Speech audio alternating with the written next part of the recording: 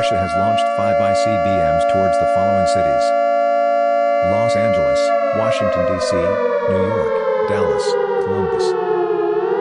If you are 100 kilometers radius from those cities, seek shelter immediately underground. The president has launched 20 ICBMs towards Moscow, Russia. The Russian ICBMs will impact those cities in 20 minutes.